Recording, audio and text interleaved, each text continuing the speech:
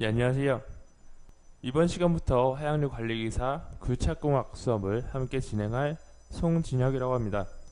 자, 제가 맡은 과목이 이제 하양류 관리기사에서 암성역학과 굴착공학을 맡게 되었는데요. 그리고 나머지 세 과목 발파공학과 화약학 그리고 화양류 관계 법규는 고은지 교수님이 촬영을 하고 계시죠. 수업을 하고 계신데, 자, 오늘은 굴착공학 첫 시간으로서 이 굴착공학 대략적으로 어떤 내용인지, 어떤 내용의 과목이고, 그리고 어떤 식으로 시험을 공부를 해야 하는지에 대해서 간략하게 말씀드리고 첫 수업을 진행하도록 하겠습니다. 우리 화양류 관리 기사는 일단 기본적으로 1차가 필기시험이 있죠. 예, 지금 여러분들이 공부를 하시는 게 1차 필기시험이고, 1차 필기시험에는 총 5가지 과목. 먼저 시험 순서대로, 시험에 나오는 순서대로 하면은 첫 번째가 일반 화약학이고요. 일반 화약학,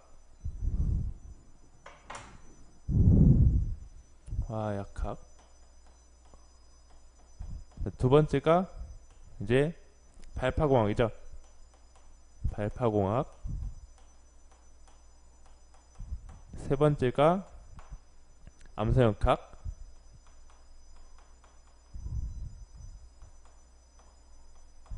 네 번째가 법규, 뭐 총포도검 화약류 관계법규라고 하죠. 그리고 마지막 다섯 번째가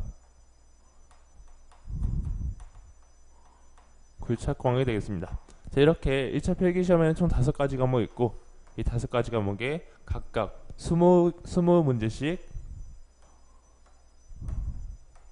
각 항목당 5점씩으로 해서 문제가 출제가 됩니다. 그래서 각 과목당 100점 만점인데, 100점 만점이고, 100점 중에서 이제 평균적으로 60점 이상 취득을 하셔야지 합격에 들게 되고요. 그리고 한 가지 과목이라도 40점 밑으로 나오게 되면 꽈락이죠. 꽈락으로 되고, 만약에 이렇게 한 가지 과목이라도 꽈락이 되게 되면은 이제 시험에 평균이 60점이 넘었다 하더라도 시험 자체로서는 불합격 처리가 됩니다. 불합격 처리가. 그래서 이 5가지 과목을 다 두루두루 한 가지 몇 가지 과목에만 편중하지 마시고 두루두루 공부를 하셔야 하는데, 여기서 꽈락이 좀 자주 나오는 수험생들이 1차 필기시험에서 꽈락이 좀 자주 나오고, 그리고 점수를 조금 높은 점수를 취득하기 어려운 과목이 대체적으로 이 암성역학과 굴착공학이죠. 자, 지금 일단은 오늘은 암성역학 시간에 다시 말씀드릴 거고, 굴착공학 같은 경우에는 뭐 암성역학이나 발파공학에 비해서 어려운 공식들과 그리고 뭐 복잡한 공식으로 계산을 하는 게 그렇게 많지가 않습니다. 계산이 많지가 않고요. 그리고 계산식도 의외로 조금 간단하게 나와 있고, 그리고 암기하는 것도 뭐 법규나 일반 화약학에 비해서 암기하는 내용도 적은데 사람들이 조금 어려워해요. 굴착공학 자체를. 굴착공학, 이게 왜 어렵냐 하면은 사실 굴착공학이라는 과목이 원래는 없는데, 시험에는 있지만은 실제로 우리가 뭐 역학을 공부한다, 뭐 공학을 공부한다, 어떠한 과목을 뭐 학교나 이런 책을 통해서 공부하고자 할 때 이 굴착공학이라는 게 조금 애매한 과목이에요. 원래 애매하다. 왜냐면은 그러니까 예를 들어서 화약학이다 하면은 화약에 대해서 뭐 화약이 어떤 원료로 만들어졌고 어디서부터 시작이 됐고 그 기원 어디였고 원래는 어떻게 쓰였었는데 지금 어떠한 종류의 뭐 재료를 가지고 혼합을 시켜서 어떠한 배율로 어떻게 혼합시켜서 지금은 뭐 어느 정도 종류의 그 화약이 있다. 라는 거. 결국에는 이 화약의 주된 주제가 화약이죠. 화약. 발파공학 같은 경우는 화약학에서 배운 화약을 가지고 어떻게 하면은 효율적으로 그리고 조금 더 안전하게 발파를 할 수 있느냐 하는 발파에 주된 초점이 맞춰져 있고, 암성역학이라고 하는 것은 결국에 우리가 이 자격증을 가지고 자격증 가지고 진로를 어떻게 선택하고 아니면 어디서 쓰이든지 많긴 하지만은 가장 대표적으로는 결국에 발파를 해서 무엇을 깨느냐, 결국에 이 암석을 발파를 통해서 깨고 파괴를 시키려고 하는 것이기 때문에 이 암석 자체에 대해서 공부를 하면 됩니다. 법규도 법규에 대해서만 공부하면 되죠. 하지만 이 굴착이라는 것은 범위가 매우 넓어요. 범위가. 자, 우리가 암석을 절취하고 혹은 석산에서 이렇게 골재를 채취하고 혹은 광산에서 광물을 캐고 아니면은 일반 토목 현장에서 흙을 걷어내고 아니면 사면을 무너뜨리고 할 때 다 그런 일련의 과정들을 다 굴착이라고 하기 때문에 이 굴착공학이라는 것에는 이 안에 수많은 과목들을 내포하고 있다고 보시면 됩니다. 제가 봤을 때 굴착에는 세부적으로 과목이 좀 많아요. 크게 봤을 때 굴착공학에는 총 7가지 과목이 있습니다. 7가지 과목. 첫 번째가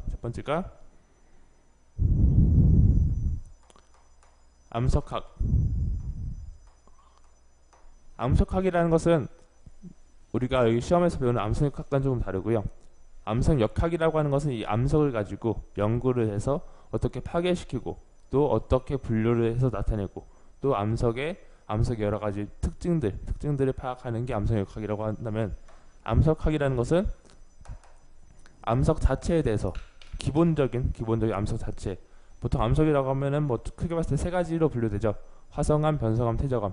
이 세 가지 기본적인 분류를 가지고 조금 더 암석 자체에 대해서 조금 심도 있게 다루는 그런 특징들 같은 거를 심도 있게 다루는 과목을 암석학이라고 하고요. 그 다음에 두 번째로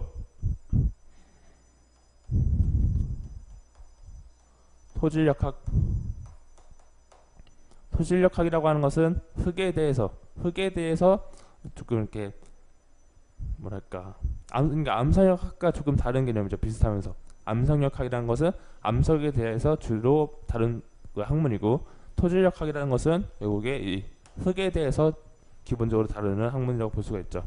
그 다음에 들어가는 게 지질공학, 집안이나 지질에 대해서 연구하는 학문이고 지질공학. 그 다음에 그리고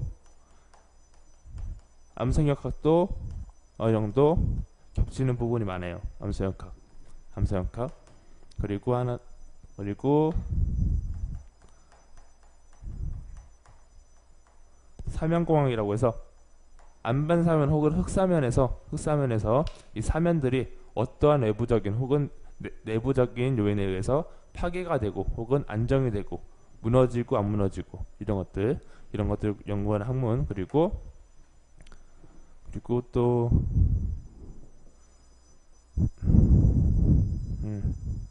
네. 그리고 또 토목공학이 좀 들어가죠. 토목공학. 이 굴착한다라는 것 자체가 기본적으로 토목과 좀 겹치는 내용이 많아요.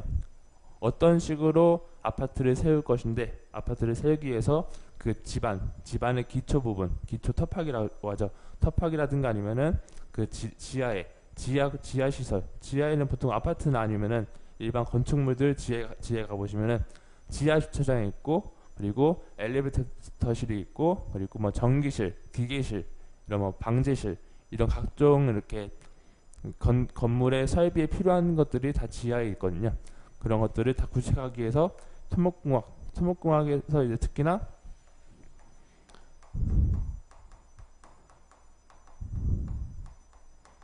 개착공법이라고 해서 어떻게 집안을, 암석을, 그리고 땅을 개착할 것인가 하는 그런 개착공법이 주로 이 토목공학에서 나오게 되고, 마지막 한 가지가 터널공학. 구착공학에서 가장 대표적이죠. 터널공학. 터널공학. 이 발파를 가지고 할 수 있는 것 중에 가장 큰 대표적인 범위가 터널이죠. 터널. 도로 터널 있고, 차량이 이동하는 도로 터널 있고, 지하철이 이동하는 뭐 철도 터널, 혹은 지하철 말고 기차가 다니는 철도 터널, 이런 것들이 다 터널이 이렇게 굴착에 해당합니다. 결국에는 이 굴착공학을 제외하고 나머지 네 과목은 공부를 하다 보면은 다음 장에 혹은 다음번에 나오는 내용들이 조금씩 이해가 됩니다. 이게 순차적으로 공부를 하다 보면은 조금씩 다음번에는 어떤 내용들이 나오고, 그런 내용들이 이해를 하기가 좀 수월해요. 공부를 하다 보면. 그래서 어느 정도 공부를 좀 하다 보면은 이렇게 공부한 게 물 흐르듯 이렇게 자연스럽게 지나가게 됩니다. 하지만 굴착공학 같은 경우에는 각 장마다 그리고 각 파트별로 내용들이 많이 달라요. 처음에는 뭐 암석학에 대해서 배우다가 갑자기 지질학이 나왔다가 사면에 대해서 나왔다가 터널에 대해서 나왔다가 뭐 흙에 대해서 나왔다가 이런 식으로 하기 때문에 각 파트별로 내용들이 조금 주제라든가 내용들이 상이합니다. 그래서 각 파트별로 새롭게 배운다라는 생각이 많이 들어요. 사람들이 공부하다 보면. 다른 과목들은 공부하다 보면은 1장에서는 기본을 배웠고, 2장에서는 거기서 조금 더 응용된 것을 배웠고, 3장에서는 그것을 어떻게 활용하는지 배웠고, 4장에서는 뭐 그거에 대해서 그렇게 활용했을 때 나오는 뭐 영향이라든가 그런 효율 같은 걸 배운다 치면은 다 이렇게 일련의 과정들이 이렇게 순차적으로 진행된다 보면은, 굴착공학 같은 경우는 그렇게 순차적으로 진행되는 게 아니다라는 거. 그렇기 때문에 굴착공학을 의외로 많이들 어려워하십니다. 공부하는 게 그러니까 까다롭다 이거죠. 공부하는 게. 그런데 대신에 한 가지 장점이 있다면은, 과목 수는 많은데 대신에 많은 과목을 한 가지 분야로 엮었기 때문에 좀 심층적이지 않다. 그러니까 내용이 복잡하지 않고 어렵지가 않아요. 그러니까 이 나머지 과목들은 점점 공부를 하다 보면은 어려운 내용이 나오지만요, 굴착공학 같은 경우에는 다음 파트에 넘어가도 결국에 그 각 과목별로 기초적인 내용만 다루고 있다. 그래서 공부하는 거는 조금 처음에는 까다롭지만은 공부하다 보면은 그냥 결국에 이러한 내용들에서 정말 우리 화양률 관리기사에 필요한 것들만 그리고 가장 기본적인 내용들만 다루기 때문에 오히려 공부하시는데 조금 큰 어려움이 없다라고 할까요? 어려움이 복잡하거나 어려운 게 많이 없는 과목이 굴착공학입니다. 굴착공학. 그런데 이제 대부분 사람들이 이제 공부할 때는 좀 어려워하는 게 당연하죠. 왜냐면은 과목들이 너무 많다 보니까 어려워도 하시는데, 최대한 여러분들이 공부를 하시는데 어려움이 없도록 그러니까 복잡한 내용은 웬만하면은 과감하게 버리고 할 거예요. 제가 여기서 강의를 하면서 여러분들한테 알려드리고 싶은 거는 결국에 이 화양률 관리기사에서 굴착공학이라는 과목에서 어떠한 시험들이 주로 나오고, 또 어떠한 내용들, 어떠한 공식들을 알고 있어야지 시험을 점수를 높일 수가 있는가, 그게 주된 관심사이기 때문에 우리가 이 굴착공학이라는 학문을 연구를 하는 게 아니죠. 그렇죠? 연구를 해가지고, 그렇죠? 연구를 해서 뭐 결국에 이 굴착공학이라는 과목 자체를 내가 전문적으로 공부한다 라고 한다면은 심도 있게 다뤄야겠지만은, 결국에 시험에 나오는 문제를 맞추기 위한 하나의 과정이기 때문에 그 과정에 맞게끔 알려드리도록 하겠습니다. 그러면은 일단 이 굴착공학이라는 과목 자체에 대해서는 이 정도 말씀드리면 될 것 같고요. 그렇죠? 그 다음에는 이제 우리가 그러면은 앞으로 수업을 하면서 어떤 방향으로 어떻게 진행을 할 것인가. 일단 수업은 일단 먼저 수업을 할 때는 첫 부분에는 이제 이론의 내용을 이렇게 말씀드릴 거예요. 이론이라든가 개념들, 아니면은 그게 뭐 원리도 조금씩 포함될 수도 있고, 그리고 그런 원리에 부합되는 공식들,